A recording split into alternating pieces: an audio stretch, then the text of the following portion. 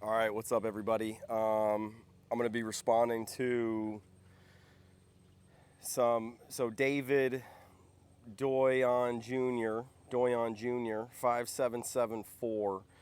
He asks like 7 questions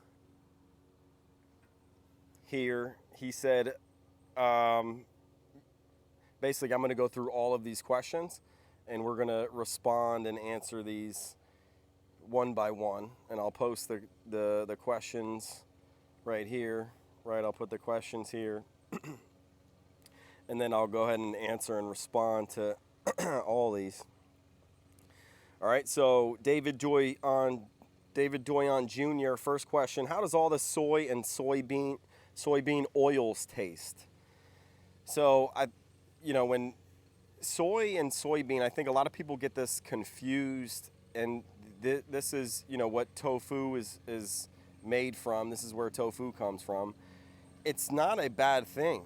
This is still a plant. There's plenty of awesome things that you can make with soybeans and tofu. So it's not like you're just straight up eating soybean oil. And vegans, we're not just eating we're just not eating salads and lettuce and carrots. I heard this often: rabbit food. We're not just eating rabbit food. We're having, and again, there's so many recipe books on this. You can make the same dishes plant-based. This is not confusing. So it gets a bad rap, being vegan, being plant-based, but you get to explore so many other plant foods, so many other vegetables that you don't normally get to try because you're just consumed with eating the same animals, chicken, beef, cows, chicken, cows, beef, chicken, cow, pigs, chicken, cow, pigs. Is there any other animals that we eat? All right, so we're not just eating, soy. Tastes great, and it takes on the flavor of whatever you give it, whatever you saute it in. So it takes on and mimics, it takes the flavors very easily.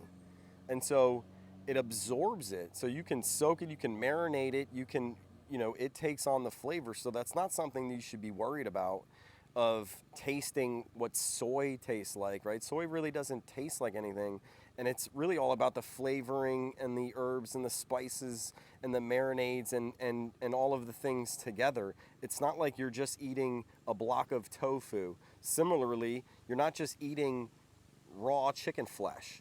You're not just eating raw cow flesh. You're not just eating slices of pig flesh. Right? You're tasting the marinade, you're tasting the salt, you're tasting all of the stuff that they add to it, and whatever condiments and things that you put on it yourself. So I think that one's just it's not a good thing to be thinking about. I mean, trying to put down plant foods. So that's not something that you should be concerned with. This one's interesting. Have cancer yet? No, I don't have cancer yet. I would hope that no one has cancer yet. Just what a negative thing to say with two question marks. That's not something that you hope for. And again, is this because you think that vegans are eating, or all these plant foods are toxic to our body? I can assure you that our bodies are meant to heal itself, right? Our bodies can heal themselves. You just need to give them the right things to do so. And in my belief, the pesticides, the things that you're currently concerned with, killing you and destroying you, and harming you, is one of the last things that we should be concerned with, that really has a true impact. It's almost like if you focus on some other things, you're going to cover way more, right? We're not even there yet. Let's not talk about pesticides and toxic foods until we can get there, until we can understand that we don't need to be consuming any animals or their products whatsoever. And even if we are thinking toxicity from what the foods that we eat, think about all the antibiotics, think about all the medications that they pump and put into the animals that we then consume. right? So this is another thing that we shouldn't be concerned with, and let alone want something for someone or think that they're going to get someone. I can promise you that mainly everybody that we know, everyone that you know that has cancer, that has these things, most likely, not all the time, but again, 99% of you or of the watching this of know someone with cancer, they are not plant-based and they are not vegan. And so they've had animal-based, animal food diet, standard diet, and I'm sure that there's tons of other things that are, that contribute to that or possibly contribute to that. But we don't know many, if at all, right, plant-based people that have been focusing or that have been eating and consuming plant foods, caring about their body, doing the right things, exercising. These people aren't getting cancer. So there's that. Have problems digesting your food yet? This one is crazy because plant foods are filled with fiber. Animal foods have no fiber. So digestion, fiber, you add that to your diet, you're going to go regularly.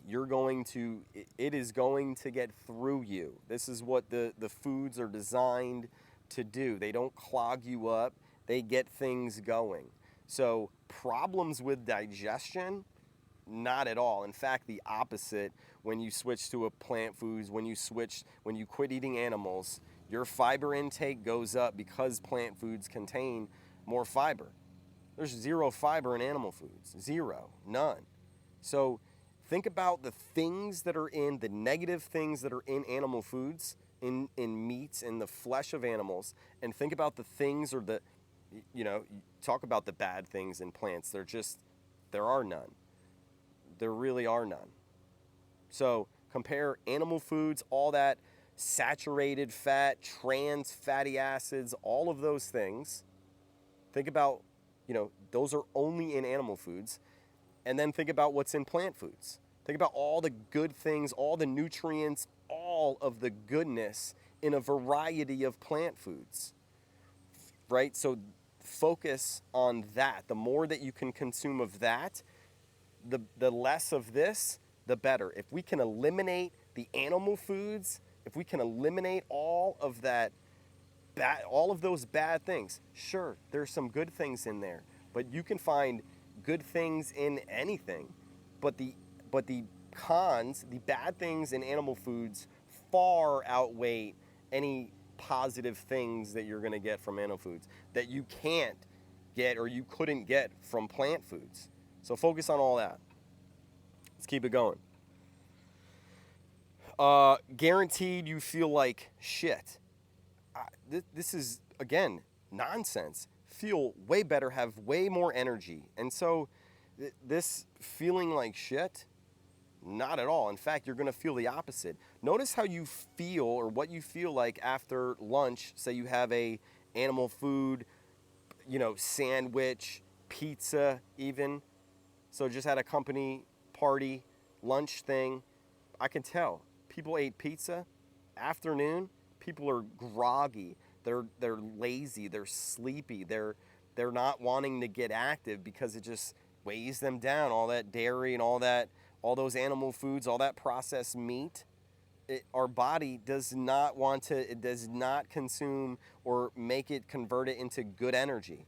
This is what happens when you eat plant foods. You get good energy. You get good things that happen to you. You don't have these crashes.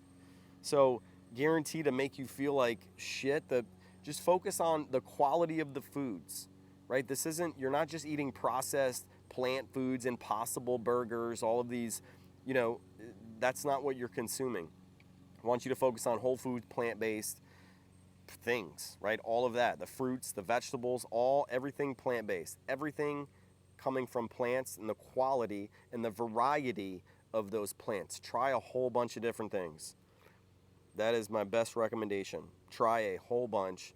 You're going to fail. You're going to create some things that you don't like. You're going to try some things like, keep trying, keep finding recipes, trying different things. Keep it going. I mean, this is all starting fresh for many of you.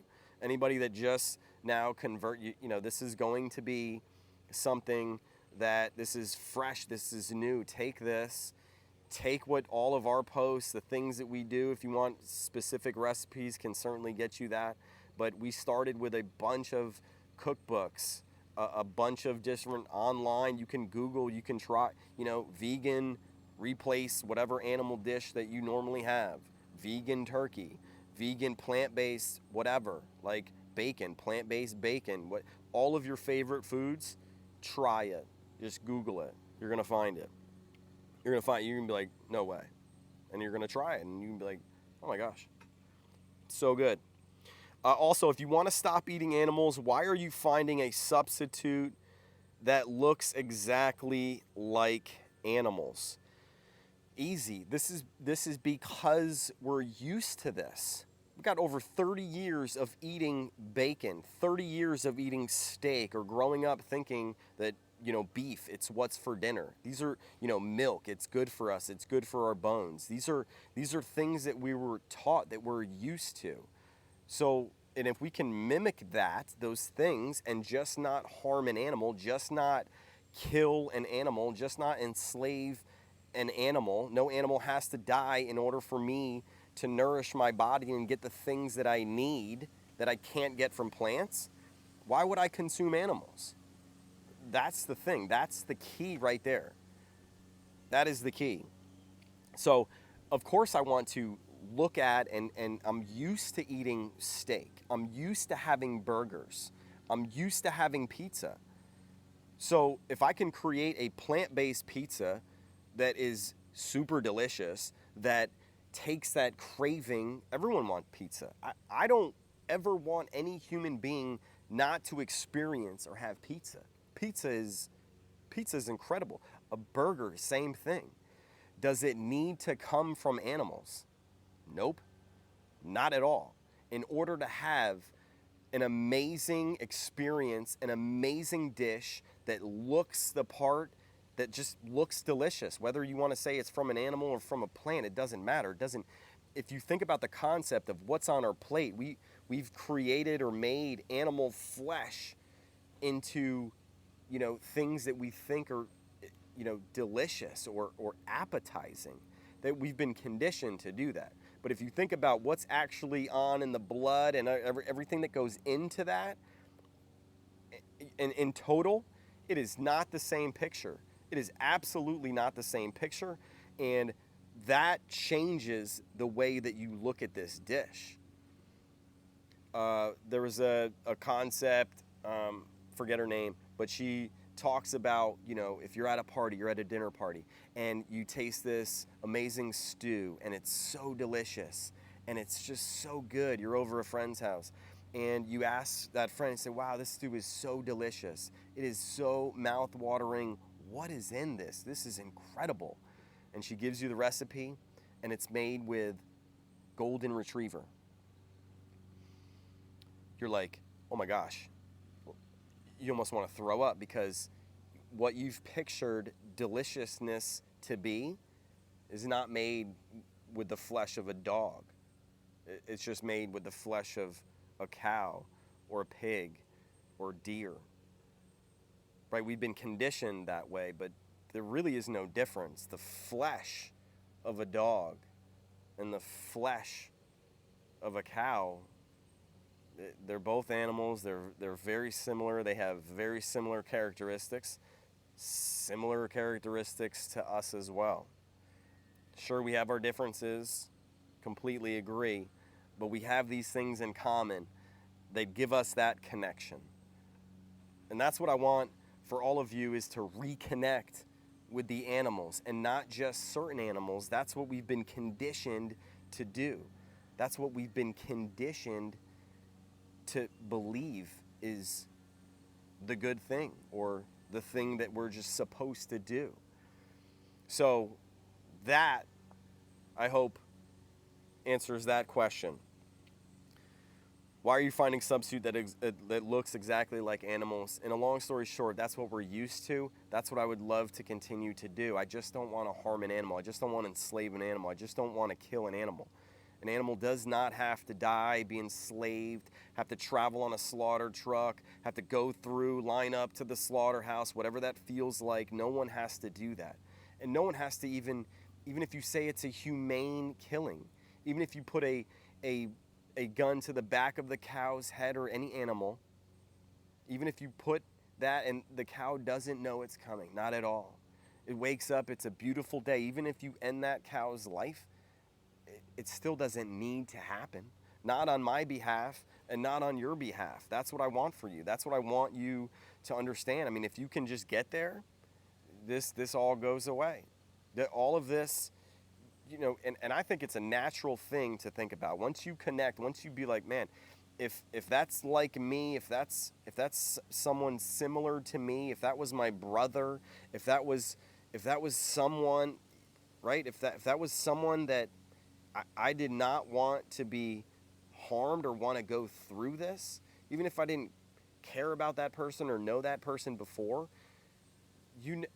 that's just natural. We're born with that. That we're taught the opposite. We're taught not to care about certain animals or to consider some animals certain things, and they're just pigs. A pig is a pig is a pig, but they're all individuals. That's what makes this mind-boggling. Same as chickens, same with fish, all individuals, right? All different personalities, all different likes, different wants, different attitudes, everything, just like us. And if you wouldn't want that to happen to someone next to you or like you, you certainly wouldn't want that to happen. And if it wasn't necessary,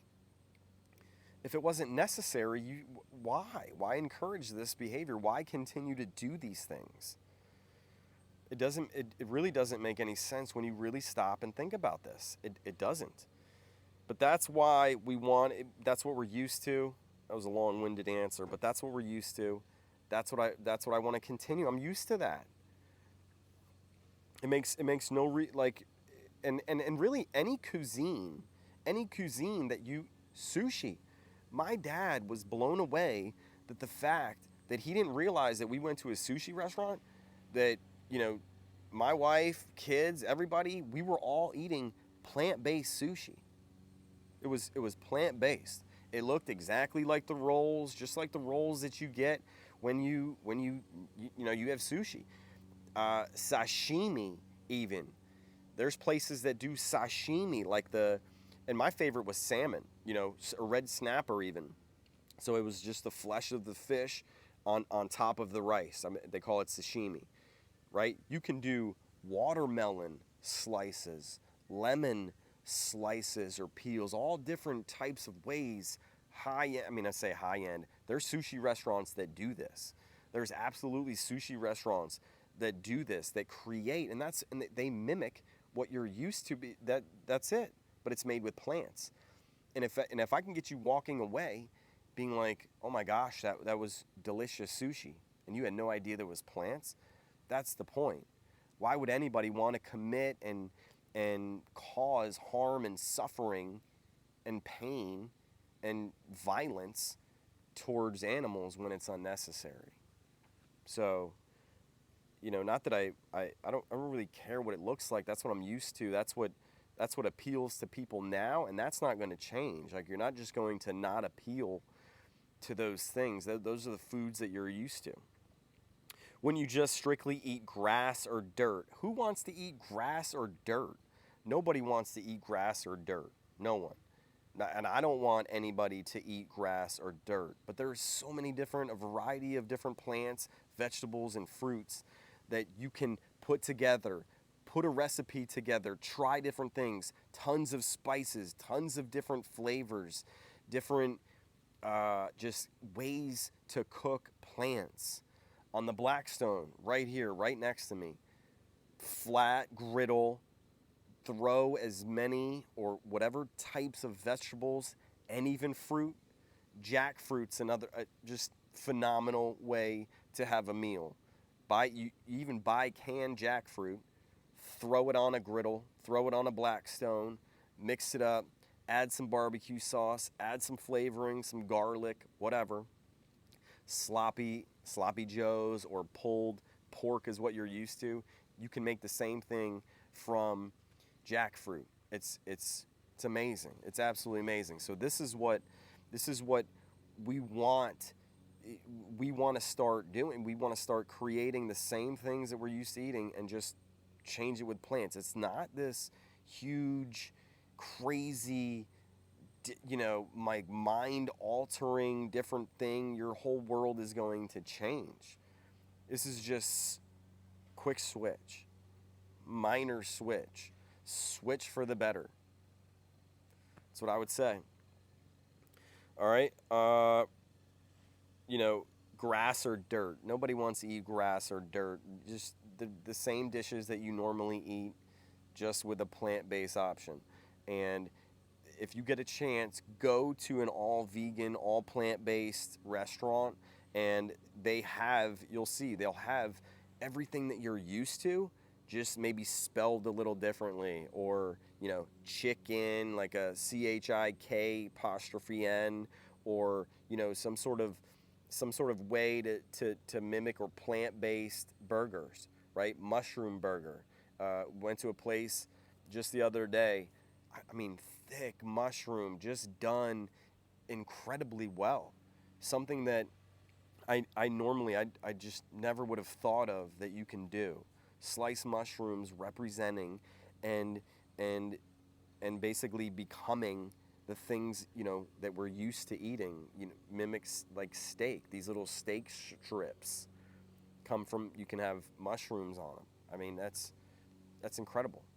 So that's what don't want to eat grass or dirt, right? We still want good looking foods, and that's an easy switch. And I can guarantee you, if there isn't a replacement for the thing or the animal food that you want or that you need, that you just can't live without, and you got to ask yourself, I mean, really, is it necessary that you absolutely need to replace this in order to quit eating animals? I don't think that that's the case. However, if there is a food that you don't think, or that you can't find a vegan or a plant-based option, comment below and I'll get back to you. There will be tons of options.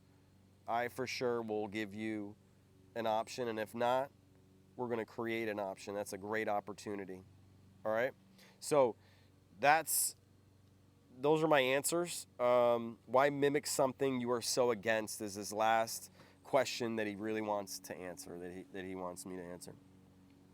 Why mimic something you are so against? So, we're not against eating animals, all right? Let me kind of phrase that better. It's not about the eating part. It's about what has to happen in order to get there. So I would love for you to have burgers. If you could show me a burger and enjoy a burger, and show me a burger that doesn't have to be killed, like, go that way. Try that. Like, do that forever. Why? Like, that is the future. That's sustainable. That is absolutely sustainable. So do that. Continue to go that route. So, it's not about eating what we're eating. It's about the killing that has to happen in order for us to eat. So mimic something. We're not mimicking the killing. We're not mimicking, putting a knife in an animal's throat. That's not what we're mimicking. We're mimicking the outcome, or the thing that everyone is used to eating, right? We all have to eat. We enjoy eating. We eat. Look at Thanksgiving. We spend it with our family. Like, you break bread with people, that you love, your friends that you care about, that you invite into your home, and you break bread with, and you eat, as a family, and you consume things, right? We all enjoy that. I just found out and firmly believe that I don't think anybody wants the violence and the killing that has to happen in order for us to consume and have these thankful meals and these grateful meals with our family and friends. I still want everybody to have that. We still want that. We still need that. That's still such an important part of who we are and what we want to continue. But do we really want to continue if we now know and realize and can fully comprehend what has to happen in order for us to eat fully? And we're talking about breeding animals into existence, forcibly impregnating them, enslaving them, feeding them, and look at what happens to dairy cows, and enslaving them, chaining them to certain areas, putting them in this little box, feeding them and feeding them and feeding them, and they get so big until, 2 years? Then we kill them. Meanwhile, we keep the females and keep impregnating the females to lactate and to produce milk. To lactate and produce milk and produce milk and produce milk and get pregnant and give birth and produce milk and produce milk and produce milk and impregnate and impregnate and produce milk until 7, 8 cycles till we run that car through, put 208,000 miles on that car, on that vehicle. That's what I have on my truck right now. Put all of those miles through, change out the tires, keep changing the oil no matter what you do. You keep trying to take care of them. But eventually they are going to break down and they are going to die. Maybe we sell them. We sell them and then they die. That's exactly what happens in the dairy industry. That continues. Once they die, then they just get sent to the slaughterhouse, or I should say that's how they die. Once they're done and once they're exhausted, they get sold, sent to the slaughterhouse, killed for food. And so if we can create a world where none of that has to happen, lab-grown meat, if you want to take the cells of an animal and if that, and I think it will, create the same-ish thing as the steak that you're used to, the T-bone, even put a fake bone in there, right? You can make, there's material now, fake bone, whatever. You can mimic it. Corn, cob, even cob, the inside of corn kind of resembles like a bone. So there's corn ribs you can make. But let's create steak. Let's create meat that doesn't have to harm or kill an animal. An animal doesn't have to suffer, be raised in order for us to eat. It doesn't have to happen. So let's create a world like that. And how we do that is one at a time, right? We create a supply and demand. It's supply and demand. It's pretty simple. Supply and demand. If we are not going to buy, if we're not going to buy the animals on the shelf, the steaks, if we're going to go ahead and the plant-based option, these companies are going to take notice. They're going to go less of this and more of this until there's none of this and all of these, right? And this is what's going to happen. So the more knowledge, the more time, the more you understand this, and the sooner that we can shift and make the change, the better it is for everybody. It's that simple. It really is. So, I hope I answered these questions. David Doyon Jr., I hope I answered all your questions. Just around 30 minutes on this, so, that was a good one. I like it. Why mimic something you are so against?